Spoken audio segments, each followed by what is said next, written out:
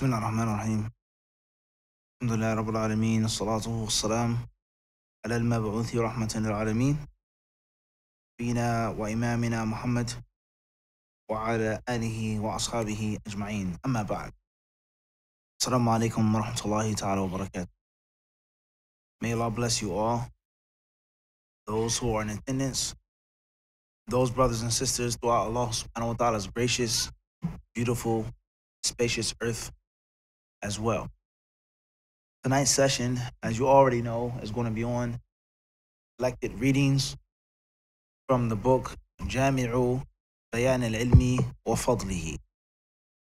Jami Bayanil wa Fadlihi, of one of the great scholars of the 5th century, if not one of the greatest of them, Hafidh ibn Abdul Barr, rahimahullah ta'ala. So basically, we have 2 nights. And of course, you always have the book forever. When I leave, and even before I even, come and explain or comment, you have the book. You should have the book. You should know the book. It's something that we've exposed the students and the disciples to before. So what we want to do is just read through it, run through it, select a few chapters, explain, comment, and shed light and magnify the focus or increase the focus on certain important points in this book. But the entire book, the entire work as a whole, is something that you guys will always have at your own leisure, at your own time, at your own pace. Khairan, inshallah. So therefore, let's get started tonight with mentioning the biography of the author in brief, some historical background about the author, and perhaps some of the importance of the book, why I selected the book, and how the author wrote the book, his style. And perhaps bid'Allah ta'ala will go on and read and peruse through the table of contents and the index and come across the most important chapters or all of the chapters. And then bid'Allah ta'ala tomorrow, if there's time, we'll actually take some selections from the book, make a complete sharh of those selected chapters. And if not a complete sharh, a complete explanation, then at least full commentary or healthy commentary. As far as what prints will we be using, or what print will we use, sister asked earlier, then 2 main prints. The first print is the actual book itself, which is going to be Dar ibn al-Jawzi. Dar ibn al-Jawzi. And when you Google it to download the PDF or archive.org to read it online, or if you want to buy the actual book, if it's in the bookstores here, then in most cases you're going to come across Dar ibn al-Jawzi. That is one of the best, if not the best version of the book that's available, with the tahqiq, the editing of the original manuscript, and with the ta'liq, the annotation upon the original manuscript, and along with al-kalamu ala al-athar al-warida tashihan wa tad'ifan, commenting on the prophetic narrations and the athar from the Sahaba and from the Tabi'een. And as we've explained in our lessons on Kitab al-Ilm of Abu Khaythama Zuhair ibn Harb al-Nasa'i, from the shuyukh of who? Imam Muslim. From the shuyukh of Imam Muslim. We read that last night in the restaurant.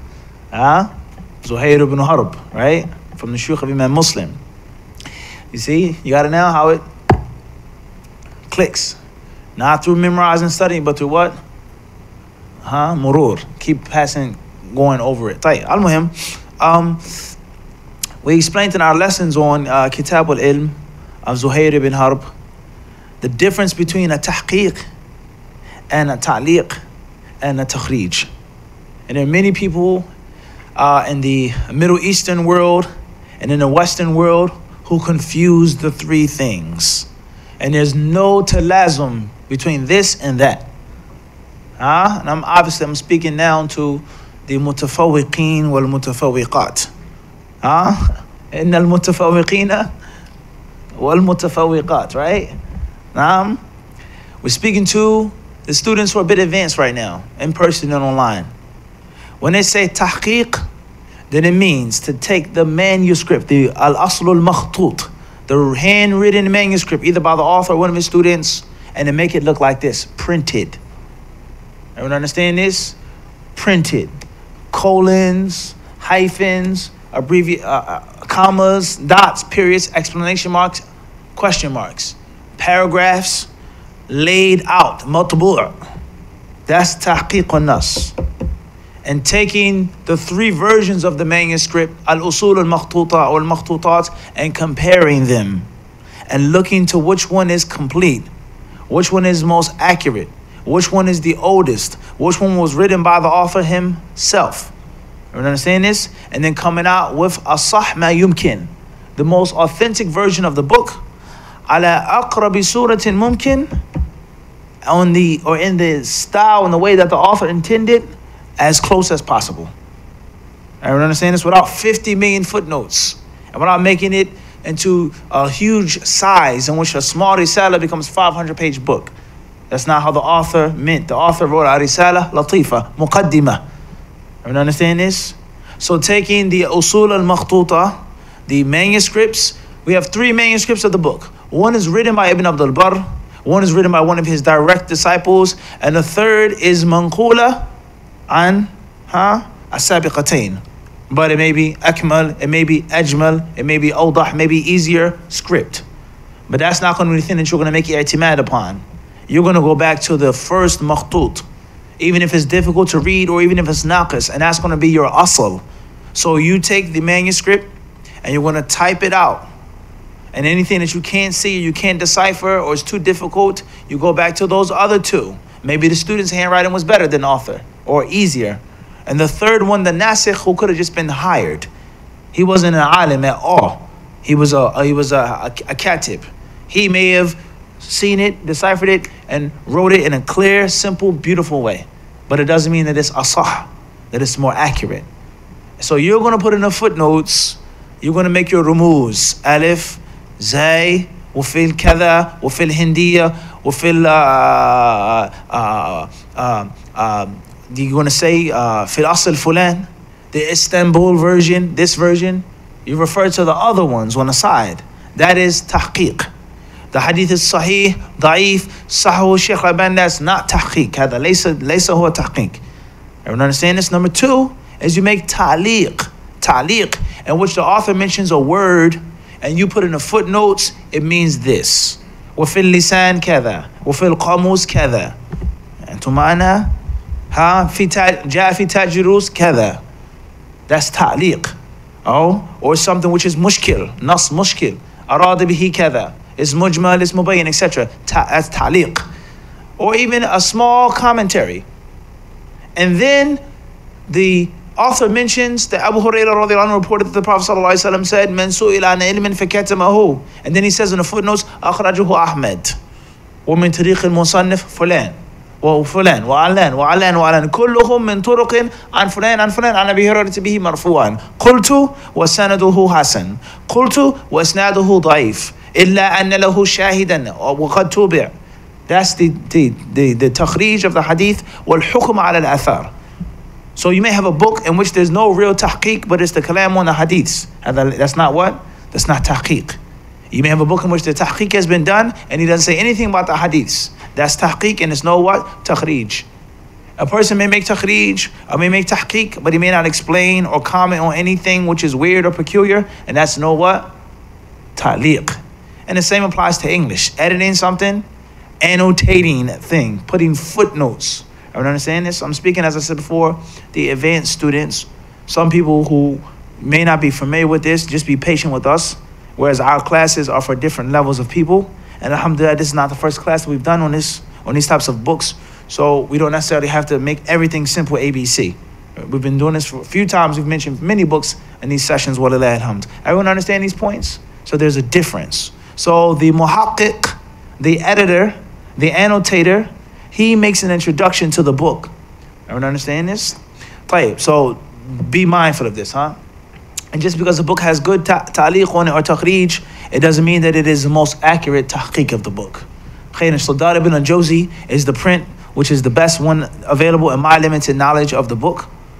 And there's also a summarized version of the book, which perhaps we'll look into and read, which is called Sahihu Jami'i Bayanil Ilmi wa Fadlihi lil Hafidh Ibn Abdul Barr. And that's printed by Maktaba Ibn Taymiyyah in Cairo and Maktabat al-Ilm in Jeddah.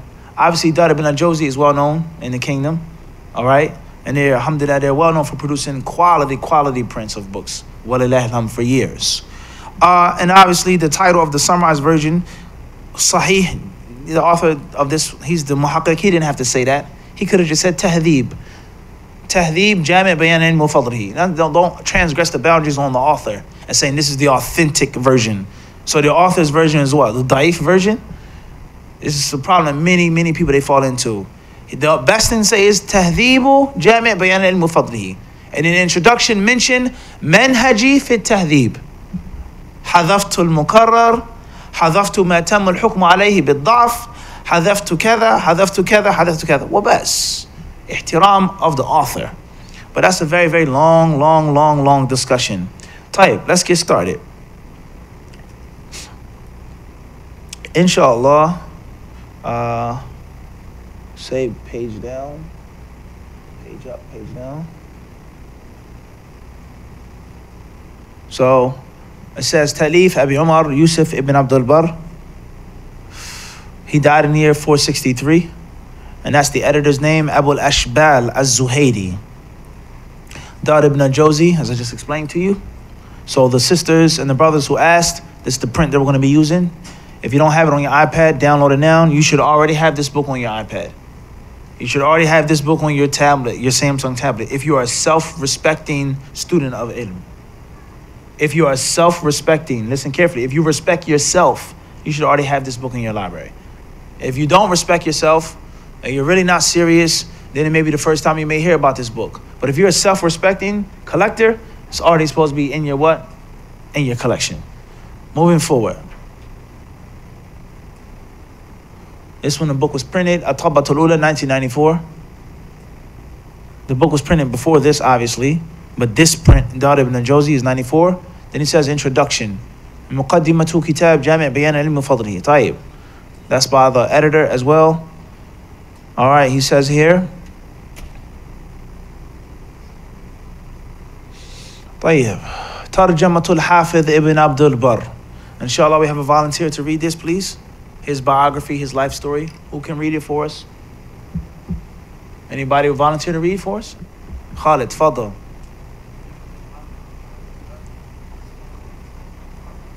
First thing that you want to mention when you're doing a book report or when you're introducing a book, his name, first and foremost, completely. Wa nasabuhu, his lineage. Lineage is not name. Many people, they do what? They confuse the two.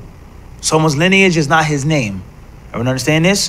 Where I grew up, where I was raised, I migrated to, I got married in a place and stayed there for some years, and my actual ancestry.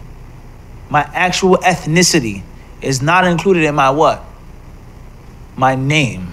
You understand this? And then it says, وَكُنْيَتُهُ, his kunya, which is sometimes included in his name. Al-Muhim, Fadl.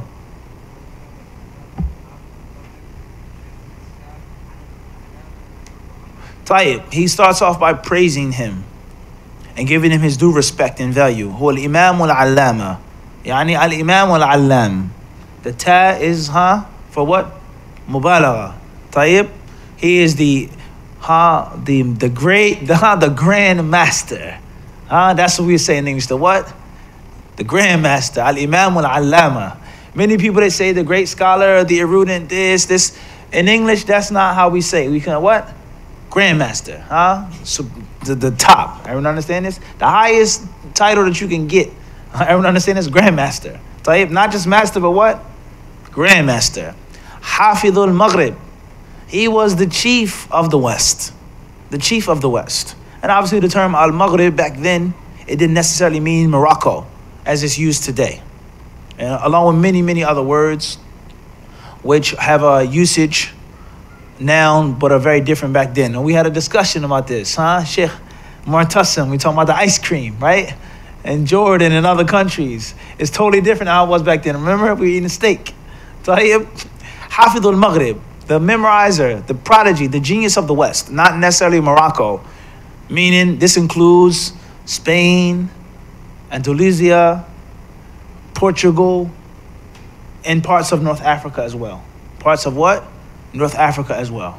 Shaykhul Islam. Alam al-A'lam. From the greatest of the great. And then his actual kunya is what? Abu Umar. That's his kunya. Like most of the ulama, they were known by their kunyas or they had them. His actual name is Yusuf. That's his first name, Yusuf. And his father's name was Yusuf ibn Abdullah. So that's his actual name. Yusuf, the son of Abdullah. Grandfather being Ibn Muhammad. Great-grandfather being Abdul Barr. So his name is Ibn Abdul Barr, but Abdul Barr is not his father's name. And there are many scholars like this who are known by their grandfathers or great-grandfathers, like Ahmad ibn Hanbal. Hanbal wasn't his father. Hanbal was his what? His grandfather, Ahmad ibn Muhammad ibn Hanbal. All right? Let alone Zuhri and Ibn Rajab and so on and so forth. Tayyib. Ibn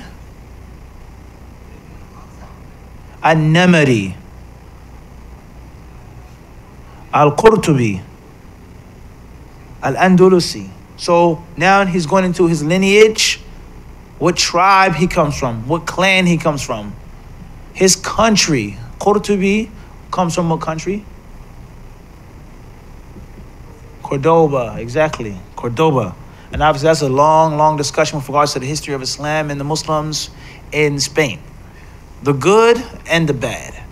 Many people, they don't mention the virtue and the excellence of what the Muslims did there. And there are also things which aren't so good that took place in Spain. Many people think that Spain and the Muslims being there was an absolute utopia. That's not true.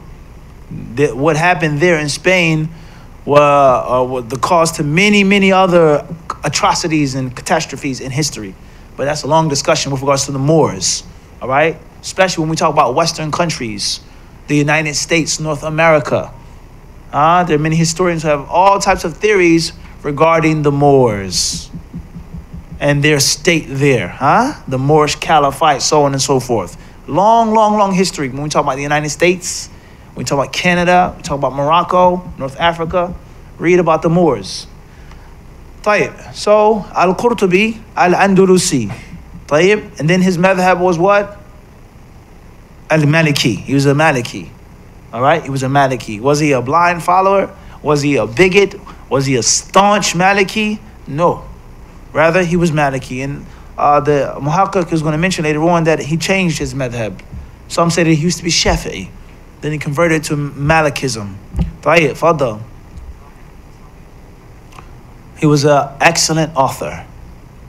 He was a great scholar, and he was an excellent author, Explosive penmanship. طيب. Moving forward.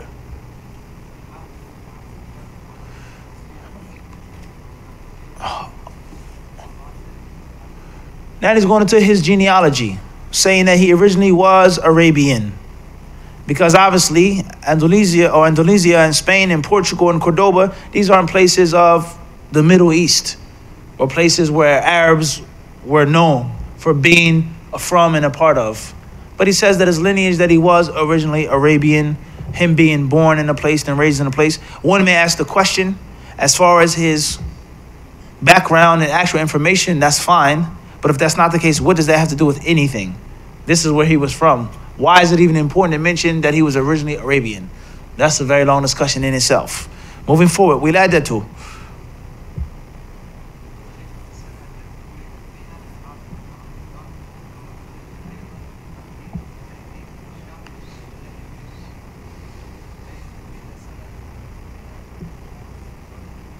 ايش هذا يا اخي بالإضافة يا أخي اثنان ولا اثنتين ولا كيف يا خالد والستين ماشي كما في البغية والجذوة إلى أن قال وقيل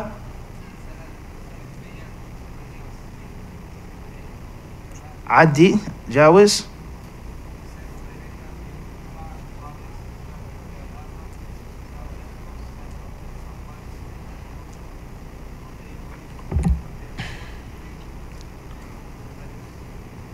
Nani says, when was he born? Exactly. Like many great scholars in the past, and many normal people, even up to this day, you'd be shocked how many people don't know the exact year in which they were born. Many people are like this. In rural countries or third world countries, or even some rural parts of the United States, they may not know the specific year in which they were born. I'm 63, 65 years old, for sure. But the specific year, they may not what? They may not know. All right? They may not know. So they differ exactly when he was born. Some say 362, and some say 368. So if he was born in 362, and he died 463, that means he lived to be almost 100 years. Correct? 362, 463. That's what? What happened? 9900, 101. Everyone understand this? Ummir. He lived for a long time. Tayyib. Then they go on to mention he was born on Jumu'ah, on Friday, the 5th day of Rabi'ul Akhir. And the Imam was giving the khutbah. That's an interesting fact. It doesn't change anything. لا يقدم شيئا ولا يؤخر. It's just a latifa, yani. It's something which is interesting. And Allah knows best the symbolicism behind that. His mother gave birth when the Imam was doing what? Doing the khutbah. That has to mean something. He came out in an environment and a time that was blessed, barakah. Everyone understand this? The Imam was mentioning the Quran, the Sunnah, and he was born in the masjid. Or wherever his mother was. That has to mean what? That has to mean something, no doubt about that. Everyone understand this? He's blessed. He was born during the khutbah. Everyone understand this? These interesting facts, alhamdulillah, are things which you can benefit from, and it makes knowledge fun. It makes knowledge what? Makes it fun. And we all need to have fun when we seek knowledge. Having fun when you seek knowledge is important. Not to become bored, not to become burnt out, not to become worn out, not to quit and give up. And that's why many of the ulama, they mention these things. At-tara'if, they mention these different things, these facts, these riddles. They mention these different lawful, permissible jokes and things like this to keep the student what? Interested in it. There are many, many, many things like this. Tayyib, nash'atuhu, how did he grow up? Crucial information, the man that he became is nothing more than a result of the boy whom he was. His parents, his uncles, his aunts, his mother, his scholars, his teachers, the people that were around him as a boy are the reason for him becoming the what? The man that he was. And this is crucially important, how we raise our children, how we influence our children, who we expose our children to, the good or the bad. Everyone understand this? The good or the bad. The good or the bad. نشأ ابن عبد البر في مدينة قرطبة فضل وكانت يومئذ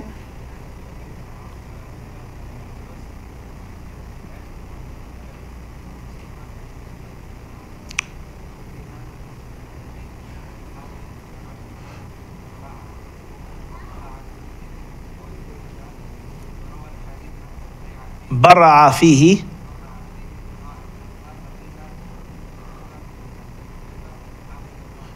So he grew up in Cordoba, and at the time that was the capital of the Caliphate of Andalusia.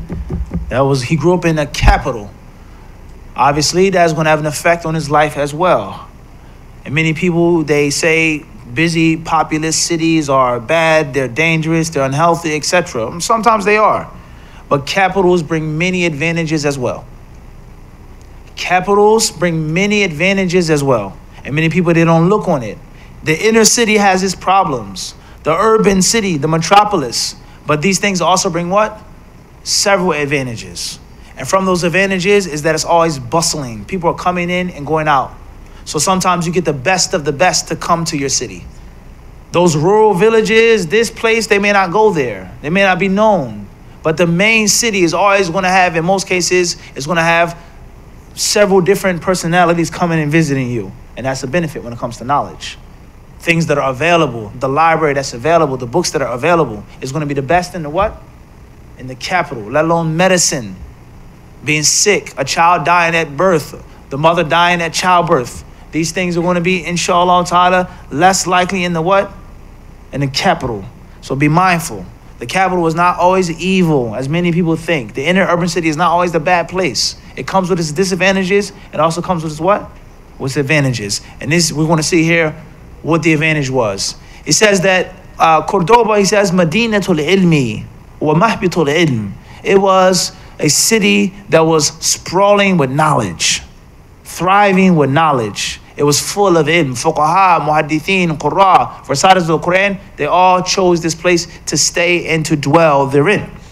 Secondly, he says, وَمُسْتَقَرُّ أَهْلِ السُنَّةِ وَالْجَمَاعَةِ. It wasn't a city that was ran and controlled by Rafida or Shia or Ismailiyya or whatever title or sect. It was the place for Ahlul Sunnah wal Jama'ah. It was the stronghold of the Orthodox Sunni Islam. It was the stronghold for Orthodox Sunni Islam. That's obviously going to have an effect on his aqidah and how he learned and how he studied. Everyone understand this? He was in this environment. Moving forward, he says here, so in this now this scientific environment in which he lived, he grew up. He was raised. And he started seeking knowledge and learning from the fuhul al-ulama, the grand masters of Cordoba. And he narrated hadiths from them until he exceeded everyone else. The people who came before him, those who were older, he left them behind. He left them in his dust. And he became, or he was given the title, Hafidhul Maghrib. He was the great grand memorizer of the West. He was the best of the best at a young age. وانحدر أيضا الحافظ بن عبد البر من أسرة وفي بيت اشتهر بالعلم والفضل والزهد. He then goes on to speak about his household. Not only was he talented, but he came from a bloodline of talent. His household was full of knowledge, piety, and zuhd. They weren't people who were mongers of the dunya. They were people of the hereafter, all right? And that's going to have an effect on him being a great scholar. فهذا جده محمد بن عبد البر بن عاصم النمري كان من العباد المنقطعين المعروفين بالتهجد المبرزين فيه. His grandfather, Muhammad ibn Abdul Barr, was a well-known zahid, an ascetic. He was a well-known worshipper. He was like a monk. He would pray at night and he would remove himself from the worldly affairs. وقد صحب ولازم الزاهد الإليبيري. Then he mentioned some more facts regarding what he did concerning his worship. وهذا والده عبد الله محمد من فقهاء قرطبة المعروفين نشأ في كنف والده محمد الزاهد مما مكن له ذلك الاتصال بأهل العلم والأخذ عن كبارهم حتى بلغ في ذلك شأوا عظيما. And then he talks about his father, Abdullah ibn Muhammad, was a faqih, was a jurist, and he was well known and respected. And he was always with his father. All right? He was always with him. It says here, his father as well. And this allowed the connection to be made for him to be in the company and the presence of the scholars and to take from them and from, he says, the senior ulama until he reached what he reached. And this is a tremendously important point when it comes to raising children. Once more, raising children. You have to put your child in the environment of success at a young age. You have to place them in the successful environment at a young age. Everyone understand this? So, your father and your mother, what they do for you and what they surround you, what they put you around is going to be pivotal in how you grow up, good or bad. I'm not a psychologist or a person who studies these things, psychiatric issues, but those who I do know and speak with and converse with, and a few books that I have time to read, there are different theories regarding human behavior. Many people say that everything that you do when you're an adult is a product and a result of your childhood. Some who have the theory, they say everything that you do, good or bad, is based off of what you experienced, what you saw, what was direct or indirect, consciously or subconsciously at your youthful years. Good or bad. And many people who have all types of problems and character flaws and behavioral issues, it's because of how they were raised and what they were exposed to. And this is a faida of not fighting someone to change who they are. Don't try to squeeze blood out of a rock. This, in most cases, the person is not going to change. And in most cases, he's going to blame you or she's going to blame this one and that one for their problems when they were younger. Things that they grew up upon and they can't get rid of. So put your children in a good environment, a sound environment, in the household, in the school, to the best of your ability, huh? And Allah knows best. I believe it's time for Salat and Isha now. Inshallah, we're going to take an intermission and continue after the Salah. Bi-idhnillahi ta'ala.